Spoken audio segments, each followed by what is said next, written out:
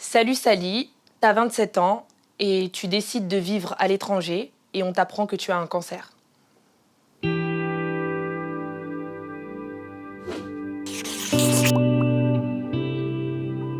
Tu as un cancer des ganglions qui s'appelle un lymphome d'Hodgkin.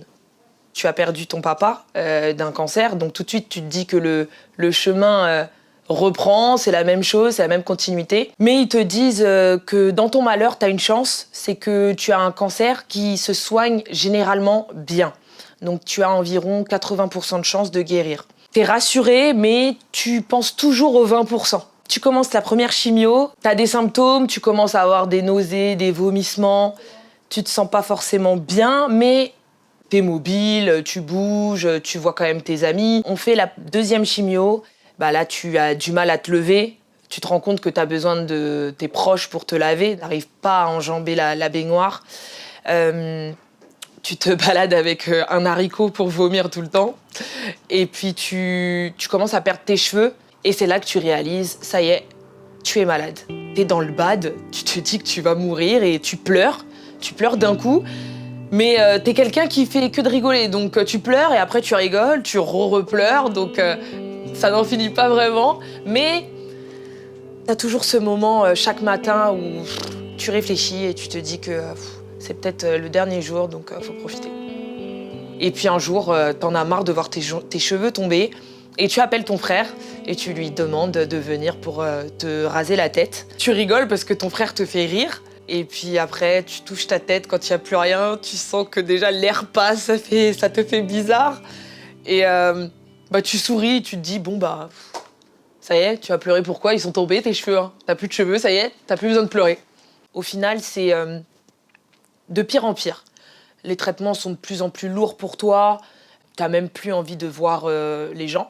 Tu veux pas que les autres personnes soient au courant, à savoir que tu as juste un petit noyau qui est au courant, ta famille et tes amis très très très proches. Tu continues quand même à snapper, tu mets des perruques, t'essayes de t'habiller. Tu te dois de continuer parce que t'as pas envie qu'on te pose des questions, t'as pas envie d'affoler les gens, t'as pas envie d'avoir la pitié des gens. T'as besoin, à ce moment-là, que les personnes te voient comme si tu n'es pas malade. C'est ça qui t'aide à aller au traitement, tout simplement, et te dire que tu vas guérir.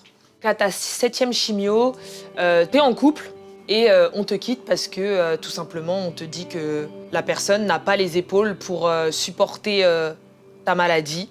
C'est dur, mais tu t'en remets plutôt rapidement parce que tu te dis, si tu commences à sombrer, c'est pas comme ça que tu vas guérir. Arrive très vite, au final, ta dernière chimio. Ta dernière chimio, bizarrement, t'as aucun symptôme, hein. Tout va bien. Alors que t'es pas bien, mais tout va bien, c'est terminé. Toi, tu te dis juste, ça y est, c'est bon, le plus dur est passé. Parce qu'on te dit que la chimio est plus dure que la radiothérapie. T'as un mois de pause, une semaine après, t'es déjà dehors. Donc t'es déjà dehors, mais t'es déjà en soirée. C'est comme si que tout ça, c'était un cauchemar, ça n'a jamais existé. Le mois de pause s'achève, donc retour à la réalité. Tu continues ton traitement et tu as directement les glandes qui gonflent. Tu commences à avoir des problèmes à la mâchoire, mais tu te dis, bon, c'est rien, c'est peut-être la première séance. Tu laisses, tu continues. En fait, t'as tellement hâte que ça se termine que tu dis rien. Sauf qu'au bout de peut-être 9 jours, t'arrives plus du tout à avaler ta salive parce qu'en fait, c'est comme si tu as des lames de rasoir dans la gorge. Tu peux plus rien manger, rien boire. Au final, tu vas voir la radiothérapeute, tu lui dis que tout va mal, mais elle te dit que c'est incroyable parce que tu as tous les symptômes. Donc la radiothérapie se termine, le bilan positif, tu as plus de cellules cancéreuses, tu rentres chez toi et là c'est le gros vide parce que tu sais pas quoi faire de ta vie. Toutes les choses que tu aimais, tu les aimes plus. T'as envie de renouveau, t'as envie de changement parce que tu sens que toi-même tu as changé en fait. Tu te rends compte qu'au final, quand t'étais malade, c'est qui était là? C'était ta famille. Donc tes portes de sortie, ils étaient pas là, eux, hein. Pas du tout même. Un jour, on te contacte sur les réseaux, donc sur Instagram, et on te demande si tu serais intéressé pour travailler dans une association contre le cancer.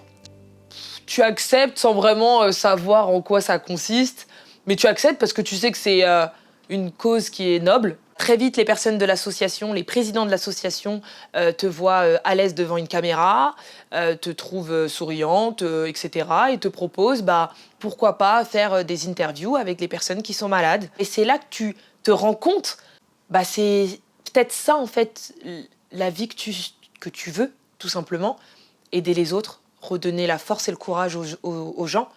Au final, je suis contente d'être passée par l'épreuve maladie. Sûrement que sans cette maladie, j'aurais été encore la Sally perdue, la Sally qui savait pas vraiment ce qu'elle voulait. J'ai pris conscience de la valeur de la vie et je pense sans cesse aux personnes qui sont dans leur souffrance, des personnes qui sont tout simplement toutes seules, sans proches. C'est pour ça que je veux aider et je veux accompagner ces personnes qui sont seules.